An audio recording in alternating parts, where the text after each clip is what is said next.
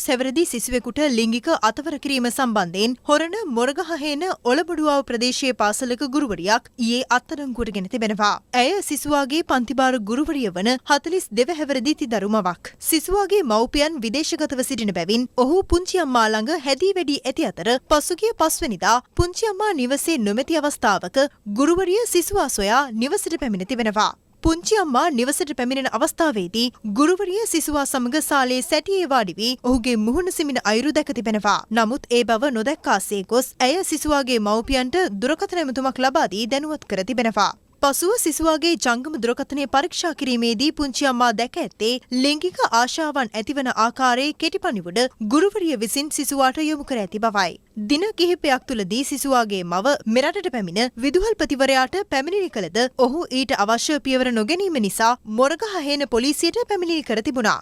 ඒ අනුව චෝදනාලත් ගුරුවරිය අද පොලිසියට කැඳවා තිබූ අතර සිසුවා ලිංගික අපයෝජනයට ලක් කළ බවට පිළිගනිමින් ඇය එහිදී ප්‍රකාශ ලබා දී තිබෙනවා. ඒ අනුව ලිංගික අතවර කිරීමේ චෝදනාව යටතේ ගුරුවරිය හොරණ අධිකරණය හමුවට ඉදිරිපත් කිරීමෙන් අනතුරුව එළඹෙන 6 වෙනිදා දක්වා රක්ෂිත බන්ධනාගාරගත කෙරුණා.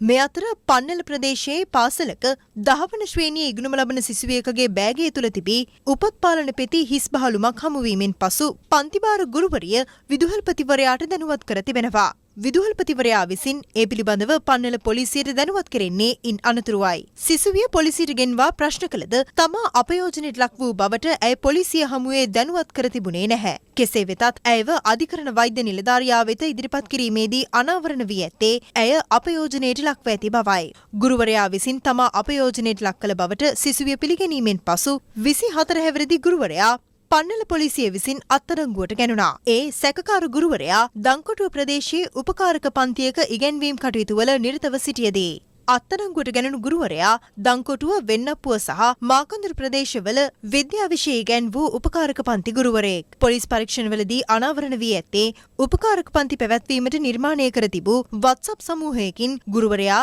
සිසුවියගේ දුරකථන අංකය සොයාගෙන ඒ හරහා යම් පෙළඹවීම් සිදු කර ඇති බවටයි. අත්අඩංගුවටගත් ගුරුවරයා කුලියාපිටිය මහේස්ත්‍රාත්වරයා හමුවට ඉදිරිපත් කිරීමෙන් අනතුරුව එළඹෙන 15 වෙනිදා දක්වා රක්ෂිත බන්ධනාගාරගත